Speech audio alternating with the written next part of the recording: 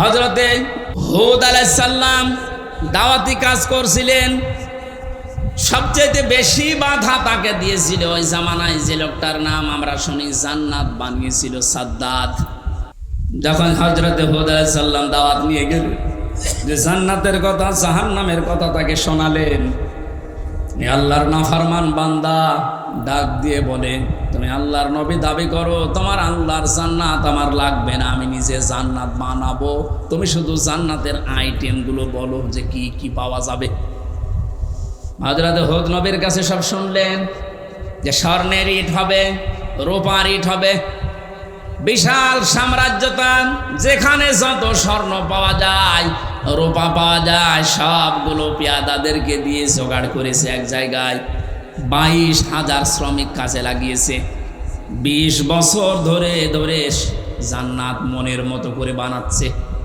হযরত হুদ আলাইহিস সালাম যা যা বলেছিলেন একেবারে ওইভাবে হুবহু বানানোর চেষ্টায় আছে। স্বর্ণের ইট তৈরি করার জন্য তো সোনা লাগবে, যেখানে যা পাওয়া যায় সব নিয়েছে। মুফাসসির লিখেছেন, আল্লাহর এক বান্দি বিধবা, বিয়ে হওয়ার পরে স্বামী মারা গেছে, মা বাবা নেই, এতিম। এই মেয়েটার স্বর্ণ ধরে যখন টান দিয়েছে, মেয়েটা তখন মাটিতে গড়াগড়ি দিয়ে কান্নাকাটি করেছিল, যে আল্লাহ, আমি একেবারে নিঃস্ব মানুষ, আমার স্বামী নেই, মা বাবা নেই, আমার শেষ সম্বলটুকু কেড়ে নিয়ে যে জালেম তার স্বপ্ন পূরণ করার জন্য ইচ্ছা পোষণ করেছে, তার এই স্বপ্নের জান্নাতে তুমি তাকে পৌঁছাতে দিও না। এ দোয়াটা করেছিল ওই বিধবা, ওই মজলুম মহিলা। আল্লাহ রাব্বুল আলামিন বলেন, পৃথিবীতে 3 জনের দোয়া সঙ্গে সঙ্গে কবুল হয়ে যায়, কোনো পর্দা থাকে না, তার ভেতরে একজন মাজলুম। এ যদি সত্যি মন থেকে কিছু বলে, আল্লাহ পাক ওটার সঙ্গে সঙ্গে আরো সে তুলে নেয়। শেষ পর্যন্ত এই মহিলার দোয়া আল্লাহ এমন ভাবে কবুল করেছিলেন, জান্নাত বানানো কমপ্লিট। শেষ করার পরে ডাক দিয়েছে, এত সিকিউরিটি দিয়ে সাজিয়েছে, একটা পিপিলিকা পর্যন্ত প্রবেশ করার কোনো কায়দা নেই। জান্নাতের গেটে যাবার পরে দেখে একজন ফকির বসে আছে। ফকির ডাক দিয়ে বলে, বাদশাহ, আমার সাথে কিছু কথা বলা লাগবে আপনার। রেগে বলছে, তুমি কে, এখানে আসলে কি করে? এখানে তো কোনো মানুষ আসার অনুমতি নেই, কথা যদি বলাই লাগে পরে বলবা, আমি আগে জান্নাত দেখে আসি। ফকির ডাক দিয়ে কানের কাছে মুখ নিয়ে বলছে, বাদশাহ, আমি কিন্তু দুনিয়ার সাধারণ ফকির না, আমি আজরাইল। মাথাটা একটু কাত করো ঘোড়া থেকে, আমি কথাটা বলে চলে যাব। কানের কাছে মুখ নিয়ে বলছে, আমি এসেছি তোমার জান কবজ করার জন্য, রেডি হও। ওই সময় বলেছিল, ফেরেশতা একটু সময় দাও, আমি শুধু জান্নাতটা ঘুরি, এখানে আসার পরে আমার জানটা নিয়ে নিও। ফেরেশতা ওই সময় বলেছে, কখনোই না। ইযা জাআ আজালুহুম লা ইস্তাখিরুনা সাআতান ওয়া লা ইস্তাকদিমুন। আল্লাহ পাক বলেন, এই পৃথিবীতে যখন যার সময় এসে যাবে, 1 সেকেন্ড আগেও তার মরণ হবে না, 1 সেকেন্ড পরেও মরণ হবে না। নির্ধারিত সময় লোকটাকে আল্লাহ বিদায় দিয়ে দেবে। এরপরেও ঘোড়ার পা থেকে জান্নাত পর্যন্ত পৌঁছাতে ও সর্বাত্মক চেষ্টা চালিয়েছিল। আল্লাহর ফেরেশতা ঘোড়া থেকে পা জান্নাতের যে বানানো জান্নাত ওর চৌকাঠ পর্যন্ত স্পর্শ করার আগেই জান কবজ করে ফেলেছে। মুফাসসির আয়াতে আর তাফসীর করতে গিয়ে তিনি কয়েকটা কারণ দিয়েছেন কেন জান্নাতে প্রবেশ করতে পারলো না ওর বানানো। 1 নম্বরে আমি প্রায় এখানে 26টা কারণ পড়েছিলাম, সবগুলো আমার মনেও নেই, কয়েকটা বলছি। প্রথম নাম্বারে কারণ হচ্ছে ওই যে মজলুম মহিলা, যার শেষ সম্বলটুকু কেড়ে জালেম তার স্বপ্ন পূরণ করার জন্য চেষ্টা করেছিল, ওই মহিলার দোয়া আল্লাহ কবুল করে নিয়েছিলেন। রব্বুল আলামিন আমার শেষ সম্বলটুকু যে কেড়ে নিল, ওই জালেম যেন তার বানানো স্বপ্নে প্রবেশ করতে না পারে। আজও হাজার হাজার আবু সাইদ, মুগ্ধ, আবু রায়হান সহ কত মানুষের মার বাবা রাতের বেলা চোখের পানি ছেড়ে দিয়ে দোয়া করেছে, আল্লাহ আমার বুকটা যে খালি করে দিল, তাকে তুমি জমিনে জায়গা দিও না। নবীজির কথা 100% সত্য কিনা বলেন তো? উনি যে বলেছিলেন মজলুমের দোয়া আল্লাহ ফেরত দেয় না, আবু সাইদের মায়ের দোয়া আল্লাহ ফেরত দিয়েছে। বাংলার জমিনে আল্লাহ জায়গা দেয়নি, 1 ইঞ্চি জায়গা তার জন্য এখন আর বৈধ না। যত মামলা এখন শুরু হয়েছে, এভাবে যদি চলতে থাকে 8-10 দিন, আশ্রয় যেখানে নিয়েছে, যারা সুশীল সমাজ আছে দাবি করছে, ওরা বলছে ওই দেশেও তারে আর জায়গা দেবে না, ওখান থেকেও বিদায় দিতে বাধ্য হবে।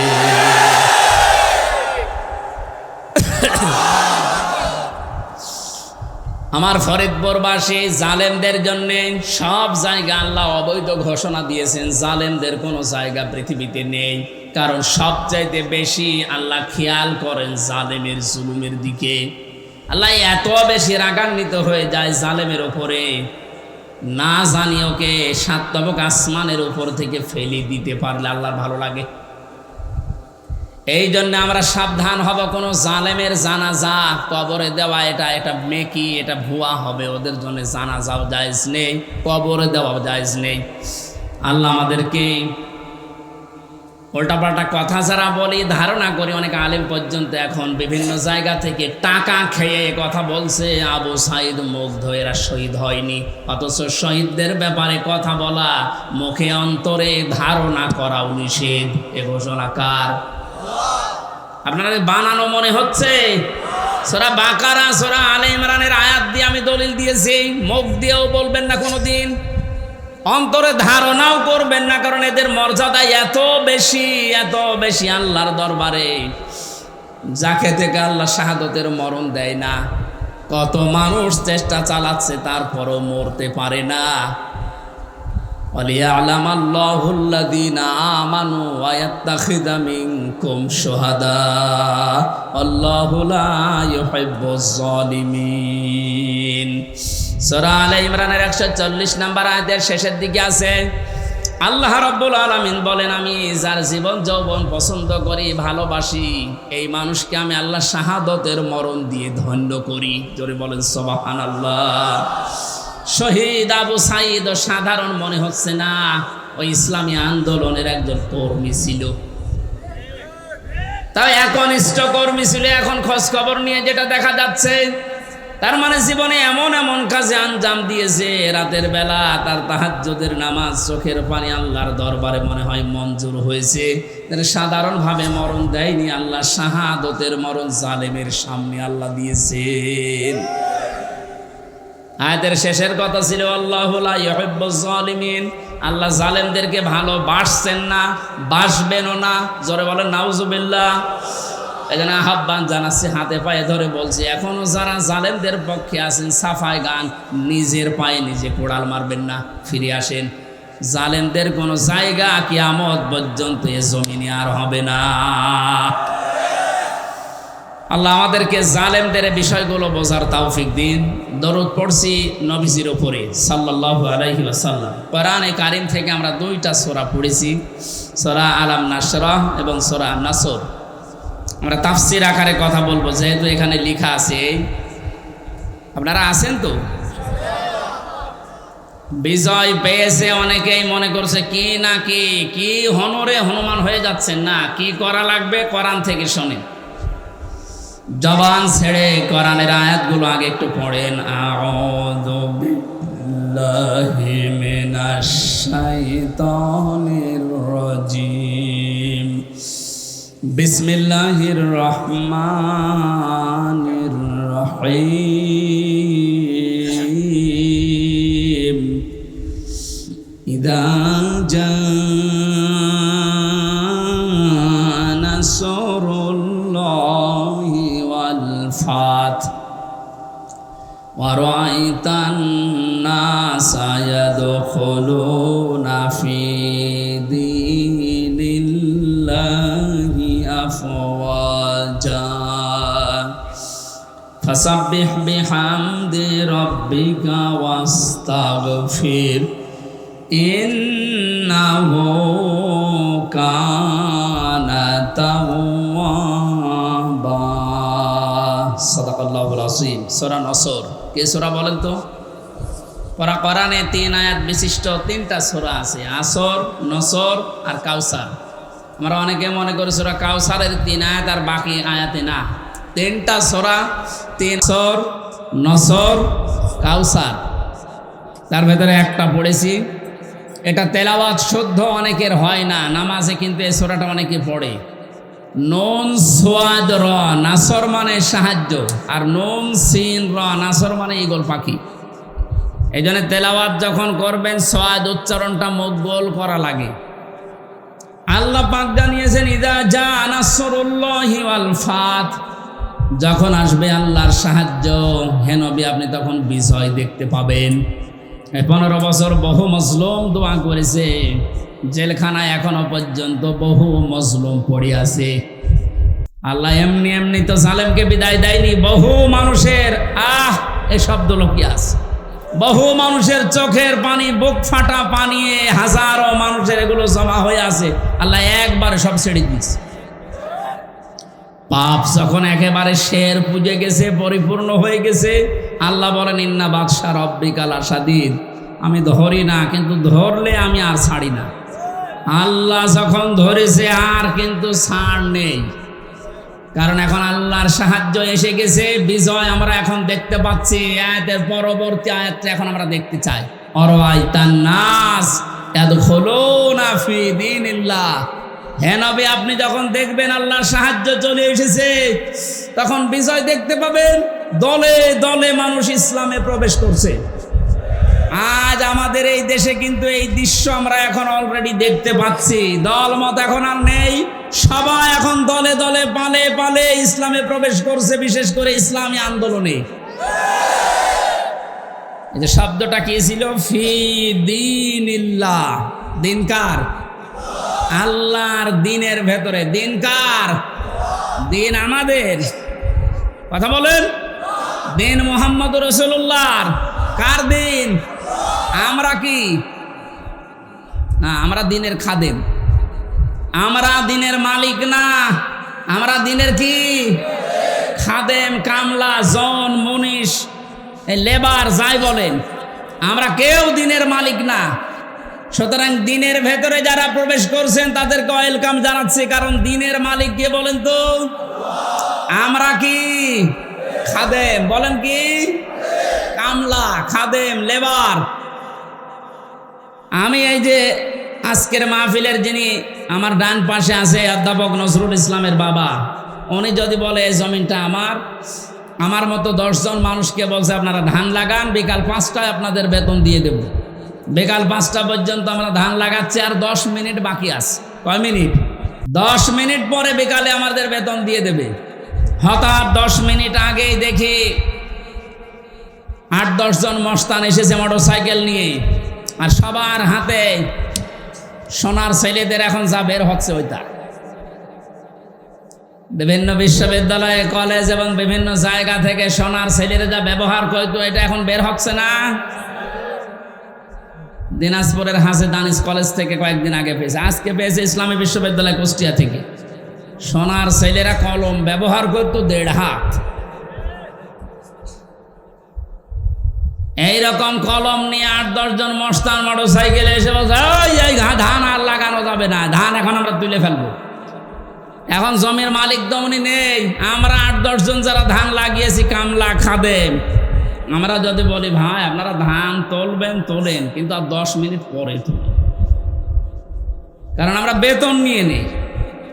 10 মিনিট না হলে উনি বেতন দেবে না, কারণ এই জমিনও আমাদের না, ধানও আমাদের না। আপনারা তুলে ফেলবেন, আমরা সহ দরকার হয় তুলবো, কিন্তু 10 মিনিট পর।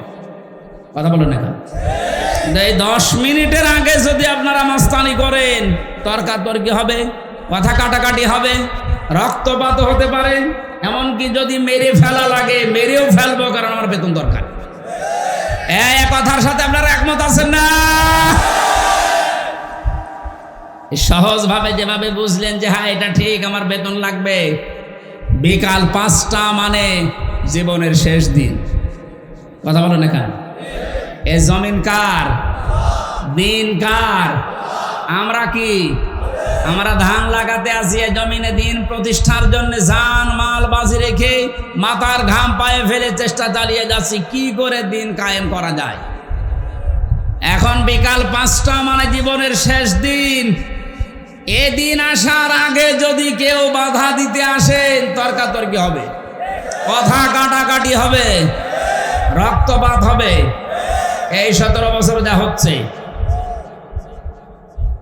এখনো যদি বাধা আসে, যদি মেরে ফেলা লাগে, মেরে ফেলতে আমাদের কোনো বাধা নেই, কারণ আমার বেতন দরকার, আর আমার বেতনের নাম জান্নাত। কথা বলেন। এদেশে যারা সত্যি দিন কায়েমের বিরুদ্ধে অবস্থান নিয়েছে তার ভেতরে 1 নম্বরে আমার মনে হয় এই অবৈধ বিচারপতি নামে যেটা মানিক, ওর নাম নিতেও আমার ঘৃণা হয়। এ মানুষ নামে একটা জারোর সন্তান। কে বলেছে ওটার মানুষ? ও কথা বললে ইসলামের বিরুদ্ধে বলে। আর আমরা সূরা নূন কলমের ভেতরে জানি যারা অবৈধ সন্তান পৃথিবীতে, যারা জারোর সন্তান, ওরা কথা বললেই কোরআনের বিরুদ্ধে কথা বলবে। এর কথাবার্তা শোনেন না? আরো টাটকা কিছু শয়তান আছে। আমরা কিন্তু বিকাল 5টা পর্যন্ত এ জমিনে ধান লাগাবো। বাধা দিতে আসলে কিন্তু এখন আর কথা কাটাকাটি না, তর্কাতর্কি না, রক্তপাত না, এখন বিদায় করে দেব। কারণ আমি বেতন এখনো পাইনি। বলেন, বেতন পেয়ে গেলে আমার অসুবিধা নেই। দিন এ জমিনে কায়েম করতেই হবে, এটা ফরজ না, এটা চেষ্টা করা ফরজ। চেষ্টা করে যাব, হলে ভালো, না হলো আমার কোনো লস নেই, আমার বেতন আছে। এখন এতক্ষণ তো কামলাদের কথা বললাম, লেবারের কথা। যিনি মালিক বসে আছে উনি যদি এসে দেখে যা সব ধান তুলে ফেললো, উনি কিছু বলছে না, তার মানে উনি দুর্বল। এই কারণে মনে মনে চিন্তা করবেন যিনি হয়তো এখন কিছু বলছে না, পেছনে ওনার কোনো উদ্দেশ্য আছে। যেই দিন ধরবে গোপনে, বাপ বলার সময় দেবে না। এ জমিনে আজ 53 বছর চেষ্টা চালিয়েছে অনেকে, আল্লাহর খাদেমেরা, আল্লাহর গোলামেরা, কিন্তু পারছে না। আল্লাহর সৃষ্টির ভেতরে যারা অবৈধ সৃষ্টি, তারা চেষ্টা চালিয়ে চালিয়ে নস্যাৎ করে দিচ্ছে বারবার। আমার কুষ্টিয়ার এক গাদ্দার আছে, ওর নাম নিতে আমি ঘৃণা করে, যেন ওর নাম নেই না। কথা বললে দেখবেন ইসলামী আন্দোলনের বিরুদ্ধে কথা বলে, কথা বললে একামতে দিনের যারা দায়িত্বে আছে এদের বিরুদ্ধে কথা বলো, কোনো কথা নেই। অথচ ও যদি আমার সাথেও ভোটে দাঁড়ায়, মনে হয় 10 বার ফেল করবে। খয়রাতি নৌকা নিয়ে পাশ করেছিল কয়েকবার, ধরাকে সরা জ্ঞান করে, এখন ইন্দোরের গর্ত খুঁজে পাচ্ছে না। আমার মনে হয় যে অবস্থা কুষ্টিয়ার, ওরে যদি জনগণ পায় কুকুরের মতো পিটিয়ে মেরে ফেলে।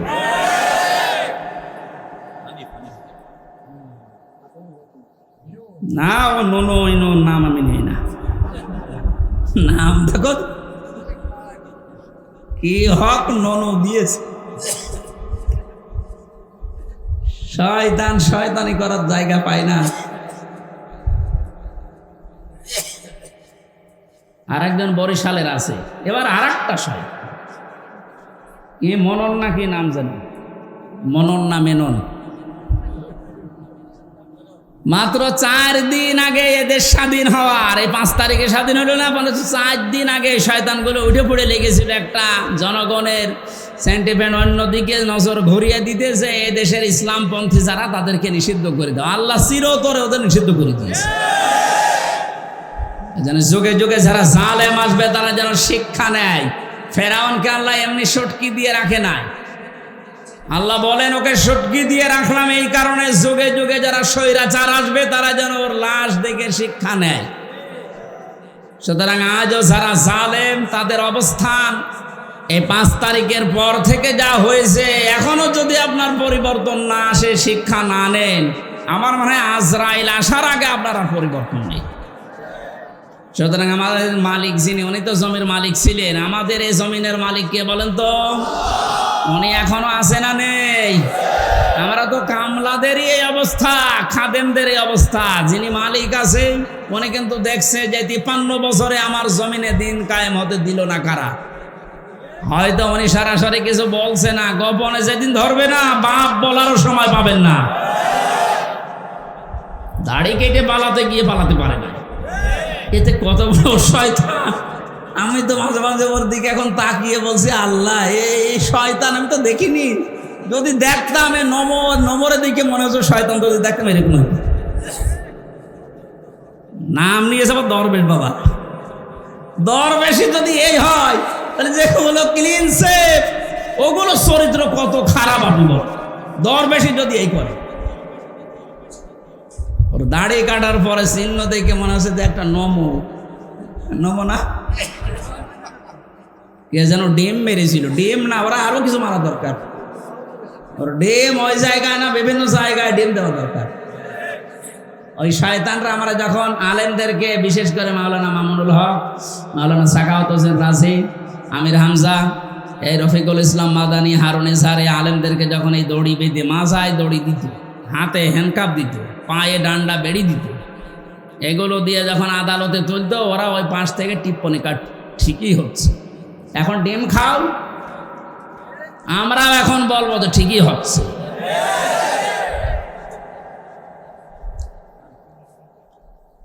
সুতরাং দিনের ভেতরে যেভাবে দলে দলে পালে পালে আজ মানুষ প্রবেশ করতে আরম্ভ করেছে, ইসলামী আন্দোলন এবং একামতি আন্দোলনের এই কর্মীদের ব্যবহারের কারণে আল্লাহ যেন এটা অব্যাহত রাখেন। আর আইতান নাস, হেনবে আপনি দেখতে পাবেন ইয়াদখুলুনা ফি দীনিল্লাহ, মানুষ প্রবেশ করছে। ইয়াদখুলুনা এটা মোসারে, বর্তমান ভবিষ্যৎ, প্রেজেন্ট ফিউচার, এখন প্রবেশ করবে, দলে দলে সামনেও প্রবেশ করবে ইনশাআল্লাহ। এটা যদি প্রবেশ করে করে এই 20% এখন আছে ইসলামী সেন্টিমেন্টের মানুষ, এই 5 তারিখ থেকে আজকের এই দিন পর্যন্ত 35% অলরেডি হয়ে গেছে।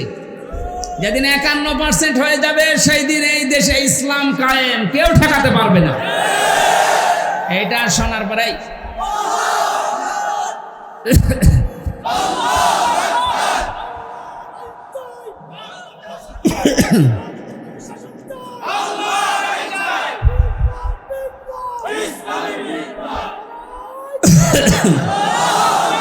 এই দৃশ্য দেখে অনেক জালেমের এখন গাত্রদাহ কিন্তু অলরেডি আরম্ভ হয়ে গেছে। ওরা তলে তলে ষড়যন্ত্র করছে, না অন্য কেউ আসুক, ইসলাম যেন দেশে না আসে। কিন্তু বাংলার জনগণ যেভাবে জুলুমের শিকার হয়েছিল, এরা কিন্তু অলরেডি বুঝে ফেলেছে যে ইসলাম ছাড়া মুক্তির আর কোনো পথ আমাদের নেই। ইসলামের হাতে যদি দেশটা তুলে দেওয়া যায়, যার যে অধিকার, যে ধর্মের লোক হোক, তার অধিকার সে ফিরে পাবে। কথা বলেন না কেন? অতীতের ইতিহাসগুলো আমরা পড়েছি, দেখেছি, এইটাই পেয়েছি, এটা আমরা সামনেও দেখতে চাই। কারণ এই 53 বছর বিভিন্ন মানুষ এই দেশটা চালিয়েছে, আমরা দেখলাম। কথা বলেন না কেন? বাবা চালিয়েছিল, স্বামী চালিয়েছে, কারো কারো চাচাও চালিয়েছে, বউ চালিয়েছিল, ভাবি চালিয়েছিল। এখন শুধু দেখতে বাকি আছে যে এই কোরআন দিয়ে দেশ চললে কেমন দেখা যায়।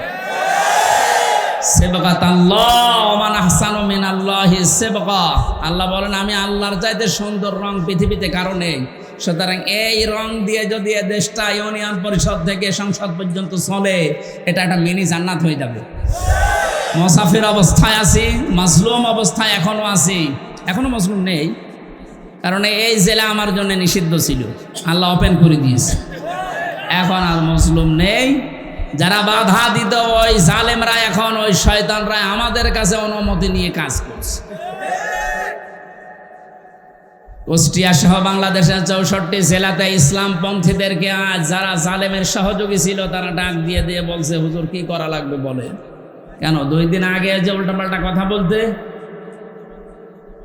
আল্লাহর ভুল ধরতো, এইটাও আমি পেয়েছি, অথচ মুসলমান। আমি কয়েকজনের নাম বললে বলতে পারতাম, আমার মামলার যে আয়ু, এই লোকটার বাড়ি মাদারীপুরে, আসলেই ও মাদারি। এই শয়তানটা আল্লাহর ভুল ধরতো, বলতো আল্লাহর এই কাজ করা ঠিক হয়। ওর ইমান আছে? আর ও মরে গেলে ওর জানাজা কিসের, ওর কবরে কিসের, ওর পুড়িয়ে ফেলা লাগবে। ওর নাম মিজানুর রহমান, তাতে কি? নাম তো সুন্দর নাম নিয়েছে, অথচ কাজ পুরা উল্টা। আমি আমারটা বলছি, কারণ আমারটা আমি ভালো জানি। আমারে ধরার পরে আমার বাবার কাছে বলে 10 লাখ টাকা দেন, নয়তো মামলা দেবো 50টা। মনে হচ্ছে মামলাও বানাবে। কি বিচার চলছিল দেখেন তো। আর প্রতিদিন টিভির সামনে শয়তান বসে বসে বলতো, আমি একটা ন্যায় বিচার কায়েম করছি। কিসের ন্যায় বিচার? আমার একটা ঠুনকো মামলা, মানে মুরগি চুরিও না, মূল্য চুরিও না, মুরগি চুরি করলো সর্বোচ্চ 3 মাস জেল হয়। কয় মাস? আর আমার এই ঠুনকো মামলা দিয়ে সিএমএম কোর্ট, জজ কোর্ট, হাইকোর্ট সহ 30 বার মামলা তোলে, 33 বার মামলা তোলে, না জামিন নেই, ওপরওয়ালার নিষেধ, মনে হচ্ছে যে আল্লাহ নিষেধ করেছে। হাইকোর্টের একটা বিচারপতি যদি বলে আমার কিচ্ছু করার নেই, তোর ওই চেয়ারে বসার সাথে ভ্যান চালানো ভালো না, এরকম অবস্থায় বানিয়ে রেখেছিল প্রত্যেকটি জায়গায়, আর সব মুখ খুলছে। এই অবৈধ আইনমন্ত্রী যেমন পেছনে ডিম দেওয়ার কারণে মুখ খুলে ফেলিস যে আমি কিচ্ছু করি না, সব হাসিনা করতে বলিস, সব এরা মুখ খুলবে। আয়না ঘরের যিনি দায়িত্ব ছিল এই শয়তানটা জিয়াউল হাসান, এরে এখন ওই জায়গায় রাখা দরকার। ওর বউ, ছেলে, মেয়ে, স্ত্রী, পুত্র সব আলাদা রেখে, ব্যারিস্টার আরমানকে তো 8 বছর রেখেছিল, ওরা 8 দিন রেখে দেখেন এমনি পাগল হয়ে যাবে। আর ও বলে আমি কি করেছি যে আমার এত কষ্ট দিচ্ছে, কি করেছো তুমি টের পাচ্ছ না, তুমি শুধু ফরিদপুরের এই 4 রাস্তার মোড়ে আসো, কি করেছো তোমার দেখাচ্ছে।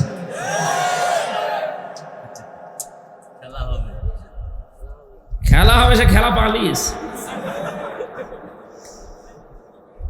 এ কথাটা বলার কারণ হচ্ছে অনেকে এখনো ষড়যন্ত্র করবে, যে জানছে যে এভাবে 20% ইসলামী মানুষ ছিল এই দেশে, 96% যদিও মুসলমান, কিন্তু ইসলাম কায়েম করা লাগবে এরকম পক্ষে ছিল মাত্র 100 জনের 20 জন। এই 5 তারিখ থেকে আজকের এই দিন পর্যন্ত জরিপ বেরিয়েছে 35 জন হয়ে গেছে। যদি আর একটু এভাবে যেতে যেতে 51% হয়ে যায়, এদেশে ইসলাম কায়েম ঠেকাবে কার বাবার শক্তি আছে? এখন জালেমরা এ কথা, এই দৃশ্য দেখে বসে থাকবে? ওরাও চেষ্টা চালাচ্ছে, চেষ্টা চালিয়েও ব্যর্থ হচ্ছে বারবার। এখন আবার হিন্দুদের লাগিয়েছে, পারবে না, কোনো চেষ্টা সফল হবে না, কারণ এ দেশের বিজয় আল্লাহ। শুধু ছাত্রদের নাম বলছি, শুধু ছাত্রদের না, হাজার হাজার মজলুমের চোখের পানি এই বিদায়ের পেছনে লুকিয়ে আছে।